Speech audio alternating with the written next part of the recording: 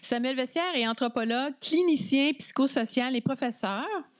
Il travaille à la croisée de la psychiatrie, des sciences cognitives et des sciences sociales. Professeur associé à l'Université du Québec à Montréal, dans le département de psychologie. Il a aussi enseigné à l'Université McGill et à Concordia. Ses recherches ont longtemps porté sur l'impact des écrans et des réseaux sociaux sur la santé mentale des jeunes, ainsi que sur les dynamiques de polarisation sociale.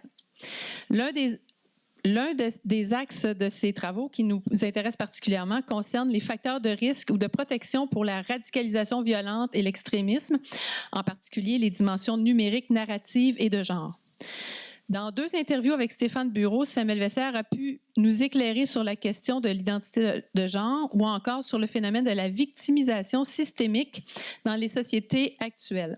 Il vient tout juste d'écrire un livre qui s'intitule « Homo fragilis, aux origines évolutives de la fragilité humaine », dont la sortie est imminente au Québec. Je lui cède la parole.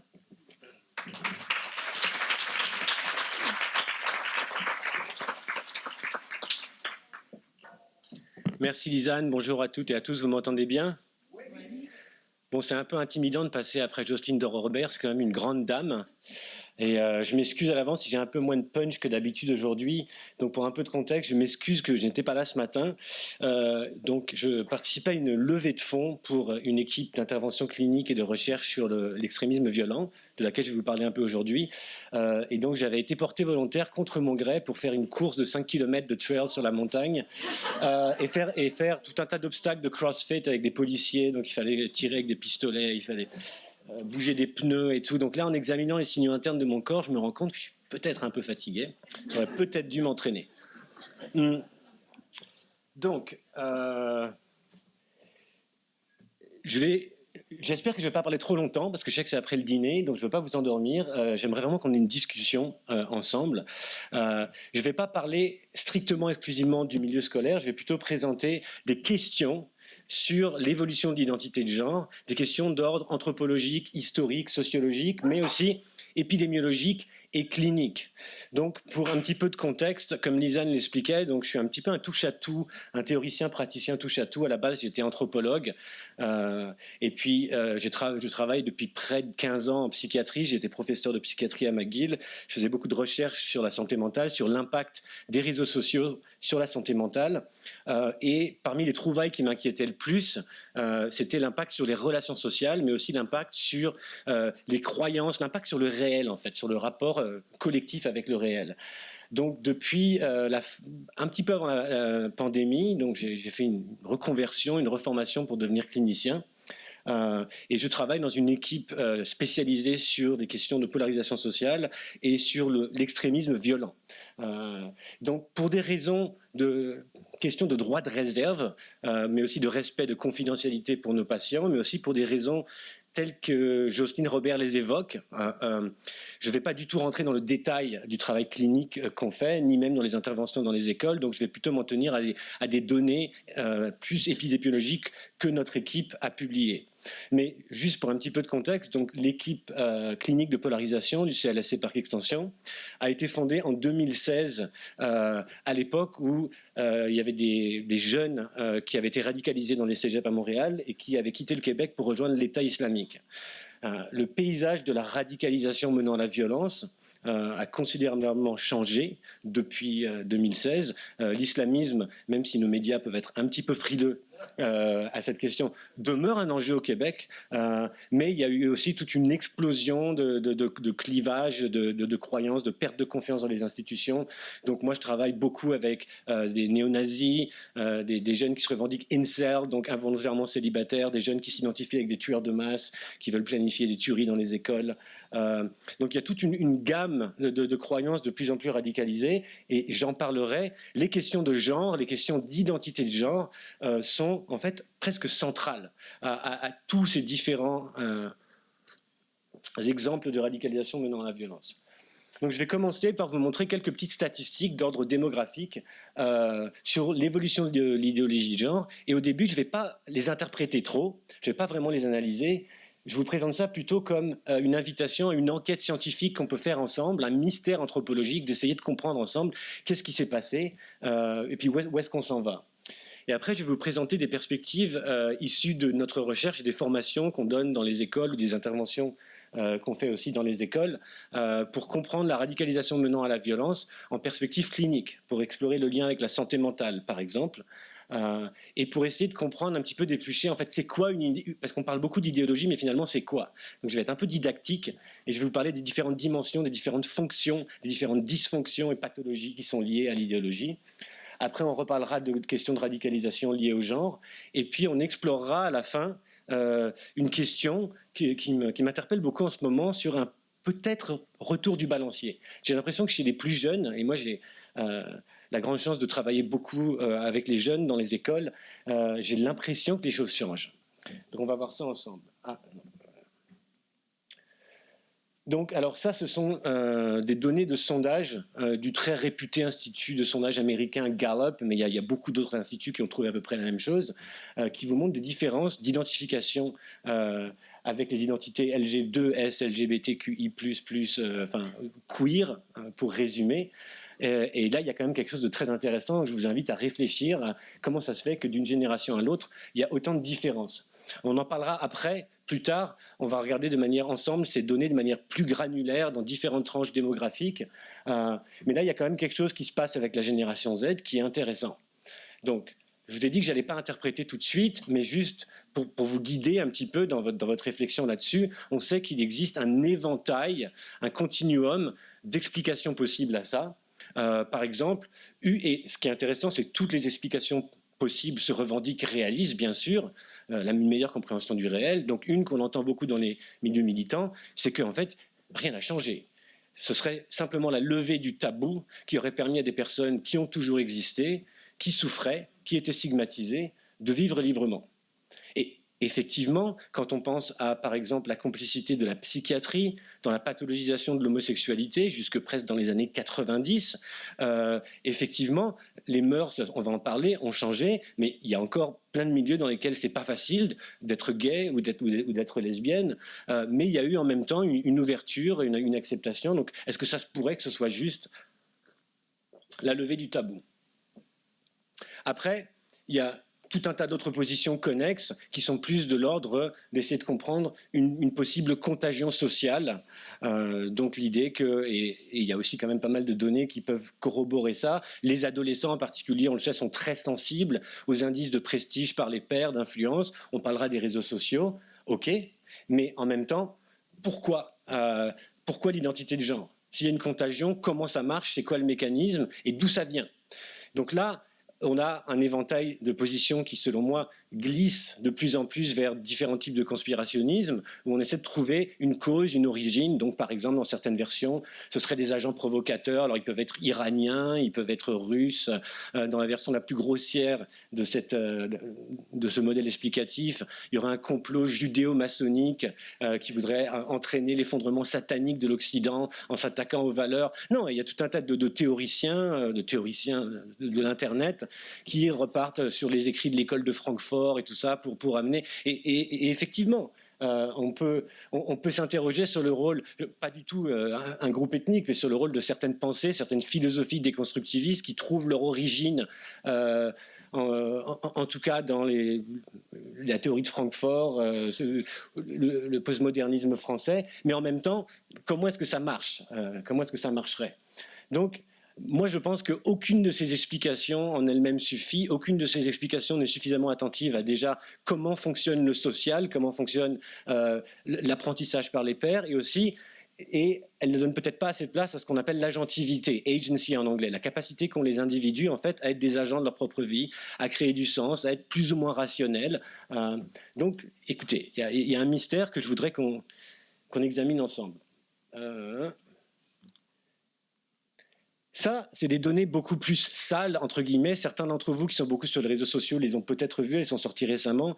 Donc, ça vient du Institute for the Study of Partisanship and Ideology. C'est le professeur Eric Kaufman, qui est un Canadien, qui était professeur à l'université Birkbeck, et il a plusieurs sondages. Donc là, c'est des données de plusieurs universités, d'écoles élites, mais aussi de la Fondation pour les droits individuels en éducation aux États-Unis, et aussi du CDC, donc du Center for Disease Control américain, qui semblerait montrer que là la question question, c'est juste le pourcentage de jeunes qui s'identifient comme ni des hommes ni des femmes, donc des personnes non binaires. Et ça semblerait être en chute. Et on y reviendra tout à l'heure, il y a pas mal d'études, de sondages, d'hypothèses qui montrent qu'il y a peut-être eu un pic autour de 2022-2023 et que là, les choses sont en train de changer rapidement, peut-être même très rapidement. Donc ça, c'est quand même intéressant. Donc là, c'est là où je vais devenir un petit peu plus ennuyeux, un petit peu plus didactique.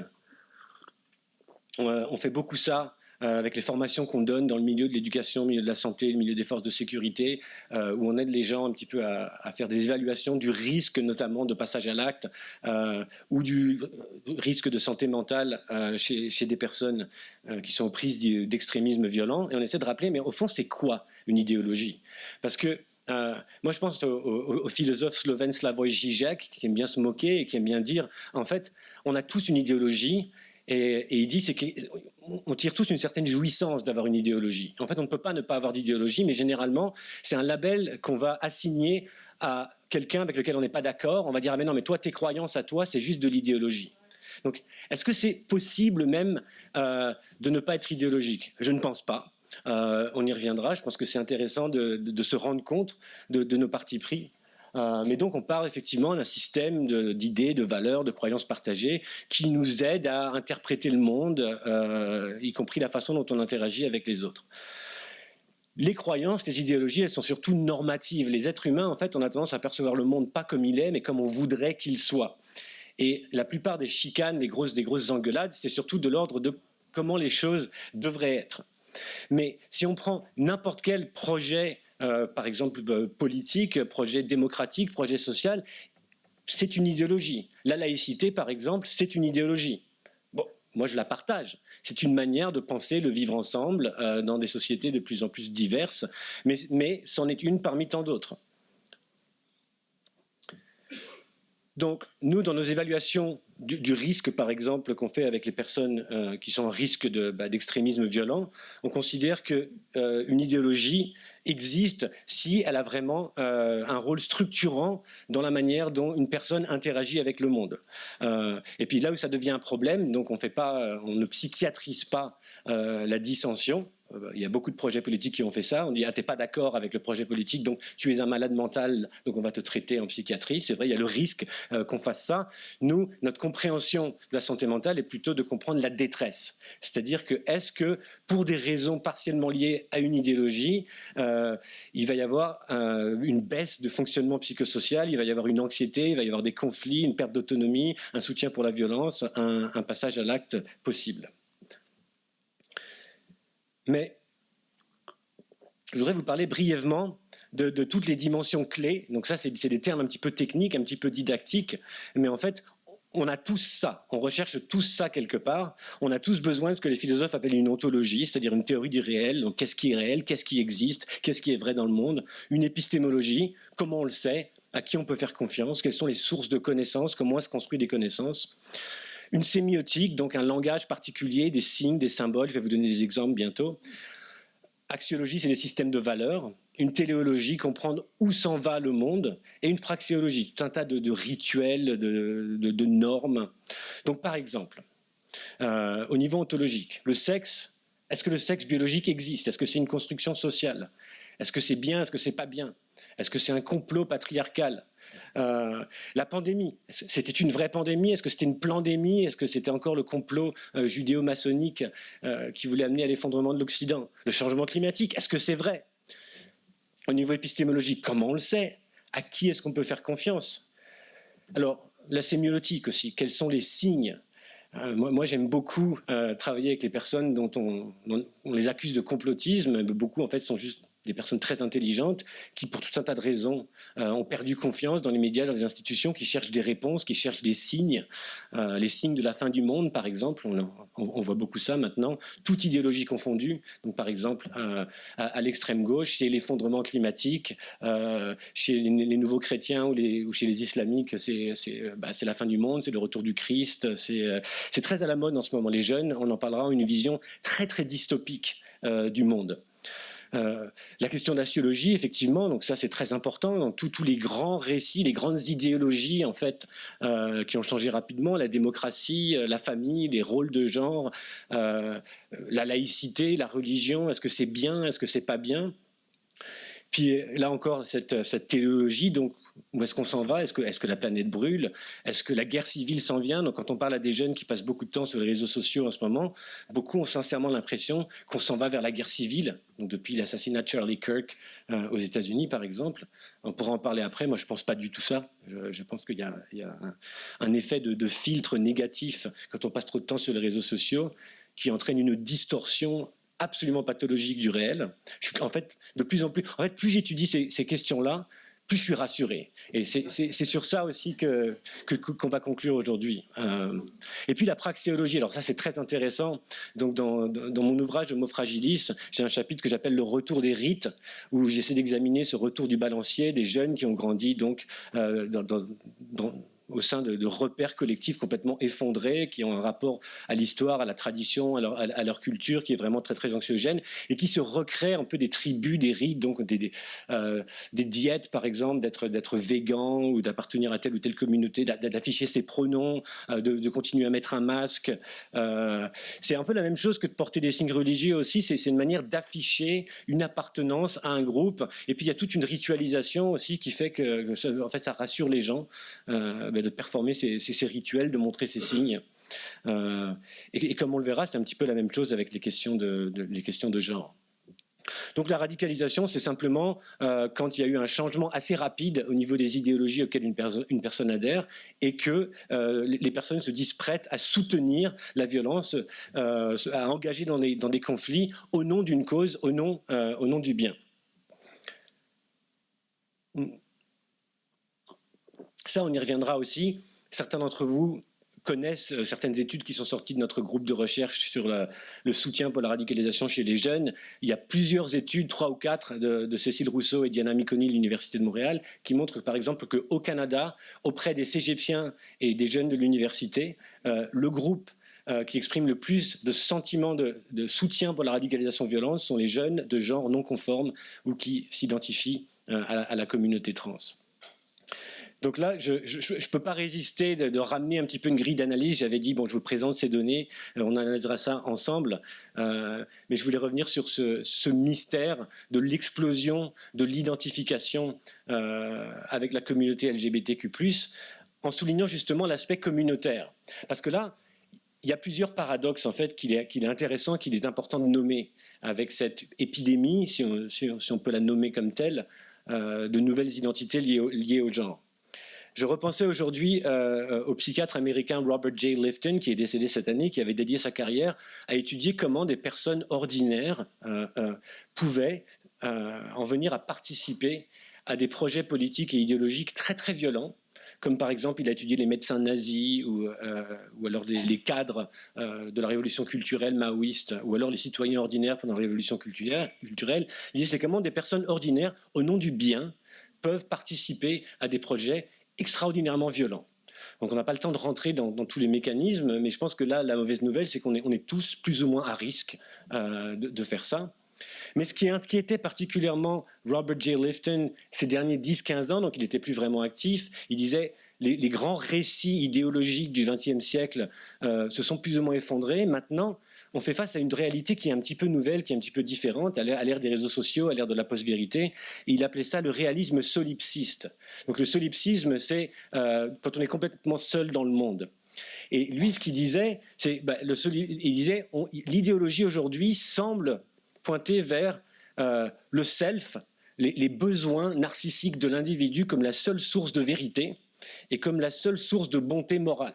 Donc là, on a un problème. Lui, ce qui l'inquiétait, c'était plutôt l'implosion de micro-ontologie, de micro, je sais pas, égoïsme.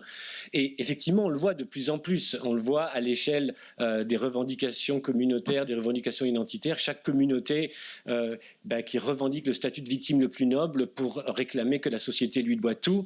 Mais bon, ça, c'est quelque chose que j'explore beaucoup dans mon livre Homo fragilis. Je pense que ça a toujours existé. C'est juste une question d'échelle. Donc, c'est ce que disait Robert J. Lifton. Voilà, c'est cet individualisme ontologique radical. Et moi, je réponds à ça, oui, mais.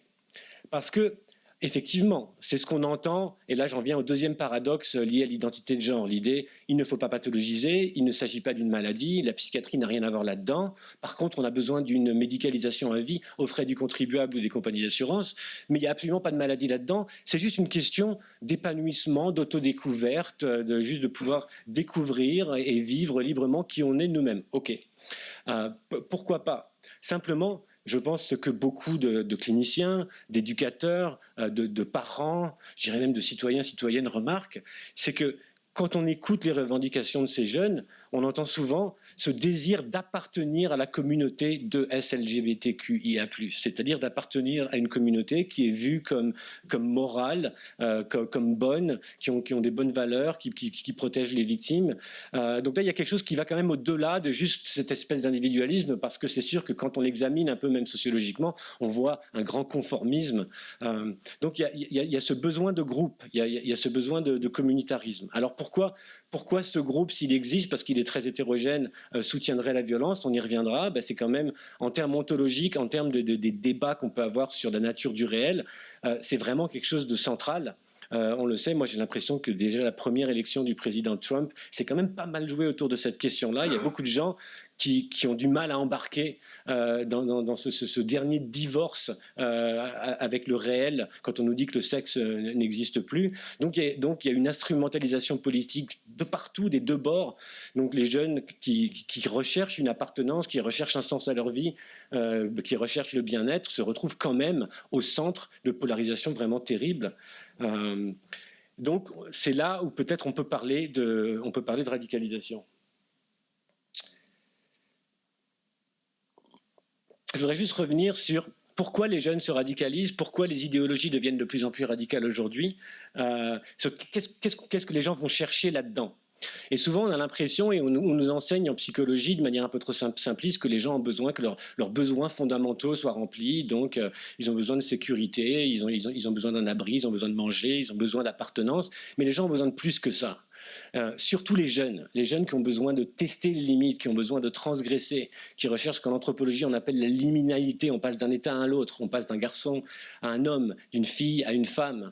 Cette quête de transcendance, cette quête de sacrifice. Et on le sait que les êtres humains vont souvent rechercher des choses très douloureuses, très difficiles dans le sport, dans le dépassement de soi, la prise de risque, la sublimation de la violence. Nos sociétés n'offrent plus du tout ça. On vit dans des sociétés, on l'a beaucoup vu pendant la pandémie, société du risque zéro absolu.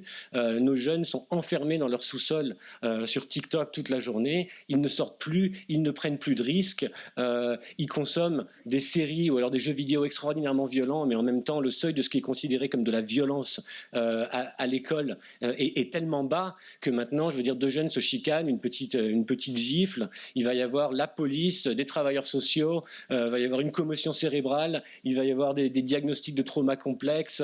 Ah oui, non mais écoutez, c'est quand même... Et là, on en revient au paradoxe, à ce qu'on appelle une double bind, une double injonction en psychologie, des choses qui rendent fou. C'est-à-dire, on glorifie la violence, mais on l'interdit complètement. Donc les gens vont rechercher... ils ont toujours recherché ça. Et ça, c'est George Orwell qui avait dit en 1940, attention, monsieur Hitler, là, vous pouvez se moquer de sa diatribe antisémite psychotique que Mein Kampf, mais il a compris quelque chose de fondamental. C'est que les gens, justement, recherchent le sacrifice pour un projet plus grand que soi. Donc là, j'en reviens aussi à l'idée que de se dire non-binaire, c'est pas juste de croire qu'on s'est découvert, c'est pas juste de faire chier ses parents, ça fait partie de ça, de s'individuer, mais c'est aussi d'appartenir à un projet plus grand que soi, à un sacrifice. Et c'est vrai qu'on ne donne plus vraiment ces opportunités à nos jeunes de faire ça. Il n'y a plus de rite de passage, il n'y a plus de... Donc voilà. Appartenance, sens, reconnaissance, soutien social, des cadres et des limites. Et c'est ça qui est intéressant, parce qu'on dit ces jeunes-là, il n'y a plus de cadres, il n'y a plus de limites, mais ils vont en rechercher eux-mêmes. Ils vont rechercher des rites de mutilation qui ont existé dans beaucoup de cultures d'ailleurs. Hein. L'idée de le passage, par exemple, dans énormément de cultures africaines, la circoncision se fait au moment de l'adolescence. C'est à ce moment-là qu'on va devenir un homme. Moi, je pense souvent à ces nouveaux rituels d'amputation des seins, par exemple, de mastectomie, de montrer la scarification, comme des nouvelles formes communautaires de tribus qui recherchent justement, donc ils vont détruire certaines limites, mais ils vont en chercher d'autres. Donc ça, je pense qu'il ne faut pas sous-estimer le besoin complètement normal de cette quête de transcendance, de violence, de sacrifice.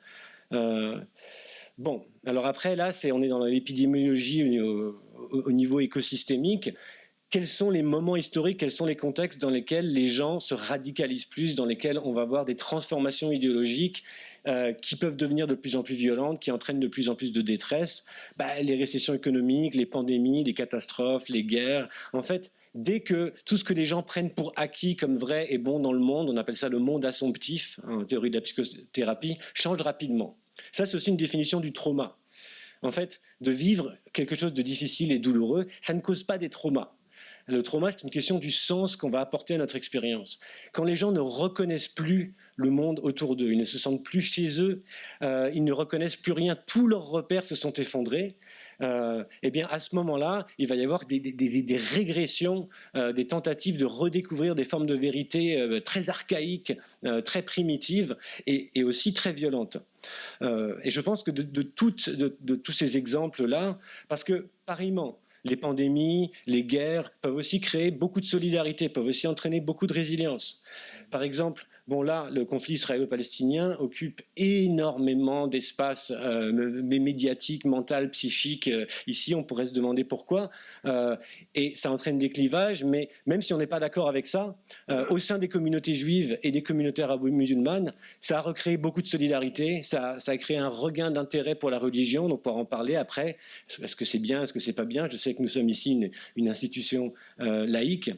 Mais par contre, celui qui va vraiment entraîner le plus de micro-fragmentation décompensée d'idéologies, telles que par exemple s'identifier à des gens qui font des tueries de masse dans des écoles ou l'attirance pour le nihilisme violent, c'est dans le contexte de changement culturel rapide. Donc, si au niveau de ce qui est ontologie, épistémologie, toutes ces choses-là, à l'échelle collective, quand ça change trop rapidement, les gens ont tendance à devenir assez fous. Donc il faut reconnaître que nos jeunes, mais en fait, si vous vous souvenez du tableau que j'ai présenté au début avec la génération silencieuse, les boomers, la génération X, les milléniaux, en fait, il y a eu une accélération depuis la fin de la Deuxième Guerre mondiale de transformation sociale, axiologique, philosophique et aussi démographique d'ailleurs, avec l'immigration, énorme. Et en même temps, à chaque génération, ce qui était pris pour acquis et qui était rassurant et protecteur en termes de patrimoine historique, d'identité culturelle et tout ça, a été de plus en plus évacué et de plus en plus présenté comme une source de honte, une source de culpabilité, et n'a été présenté que par le biais de questions de victimes, de colonialisme et tout ça. Et puis il y a eu les réseaux sociaux.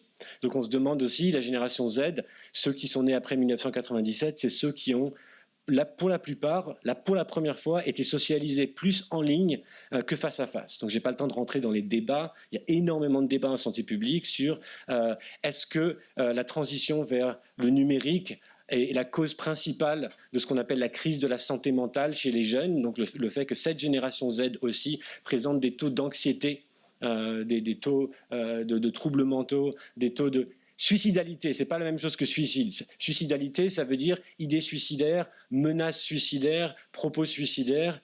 C'est pas la même chose. Les taux de suicide n'ont pas considérablement augmenté. Les taux d'automutilation, oui.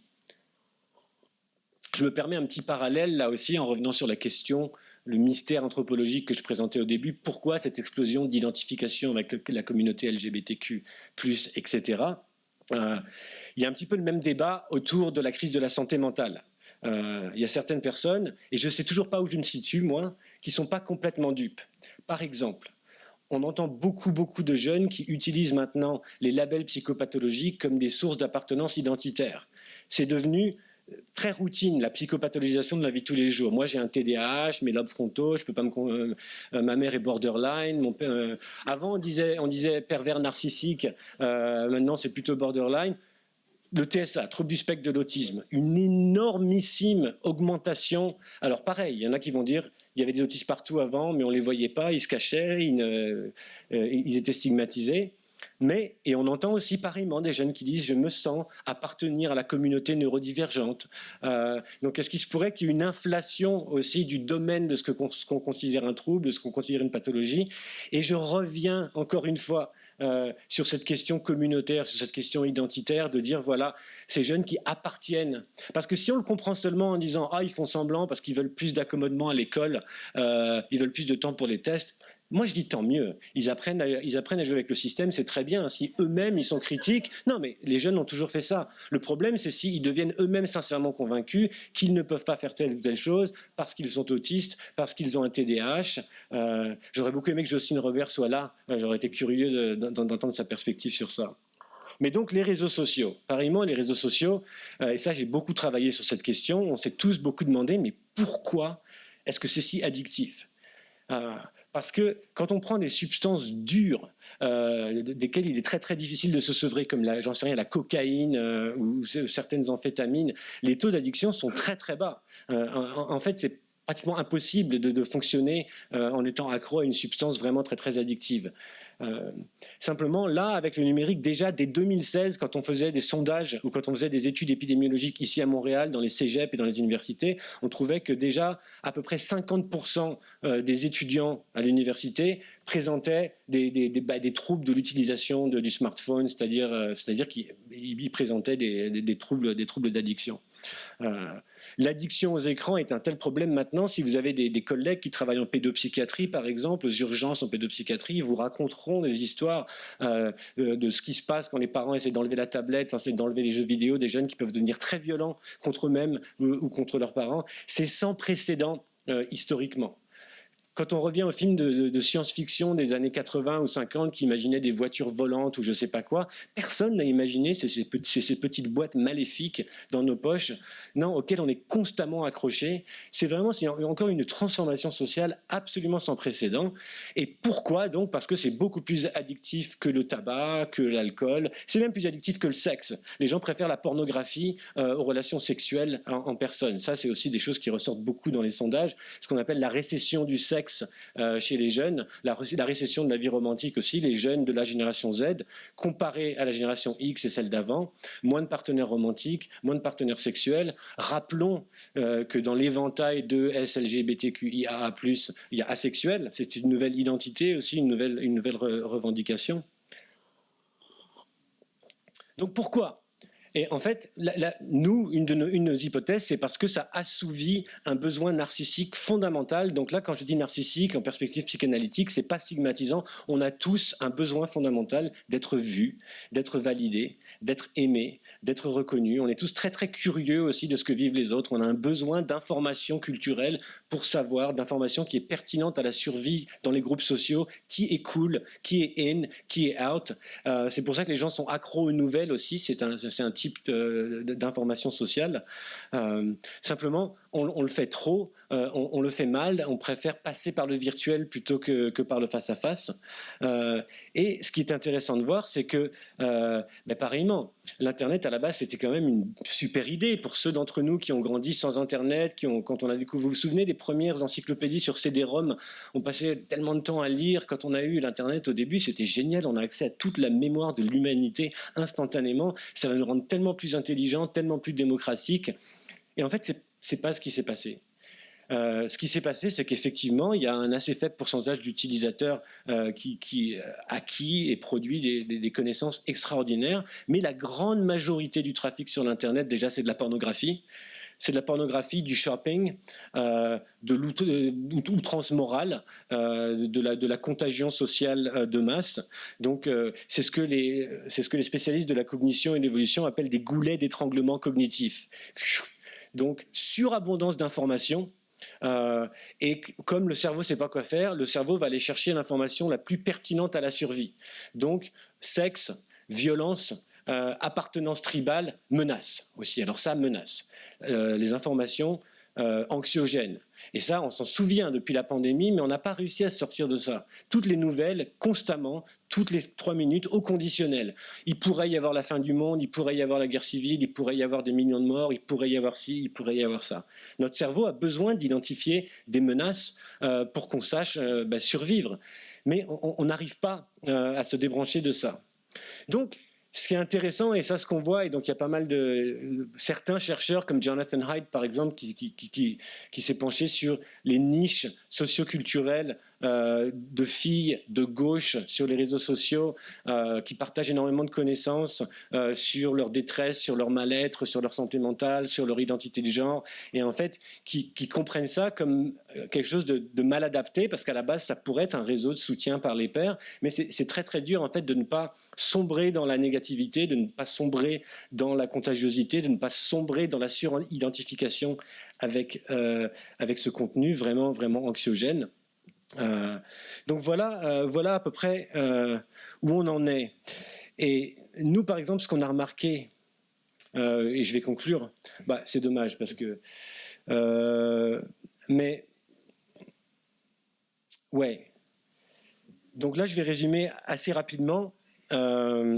On n'est pas tous égaux, on n'est pas tous pareillement vulnérables à des croyances folles, en fait, qui nous rendent fous et violents et dangereux sur l'Internet. Il se passe quelque chose avec l'anglosphère. Donc beaucoup, par exemple, de ces idéologies, entre guillemets, woke, qui, je pense, préoccupent beaucoup d'entre vous, sont beaucoup plus répandues dans l'anglosphère, donc Australie, Nouvelle-Zélande, États-Unis anglophones, Canada, et puis un petit peu plus Scandinavie, Hollande aussi, parce qu'ils consomment beaucoup de médias, de médias anglophones. Nous, il y a plein d'études intéressantes. Au Québec, par exemple, je me souviens à l'époque où les gens qui consomment des médias anglophones sont plus polarisés, sont plus anxieux. On n'a pas le temps de rentrer dans tous les détails, là-dessus. Ouais. Mais parce que ce que je voulais dire, c'est que mais ce que je voulais revenir en fait sur donc. Qu'est-ce qu'une idéologie? Je ne sais pas trop. Qu'est-ce que la radicalisation de la violence? Rappelons aussi qu'une idéologie, une croyance qui va être considérée comme radicale, c'est toujours une question politique. Ça dépend aussi de questions de pouvoir. C'est vrai que les dissidents ont très souvent été psychiatrisés et criminalisés.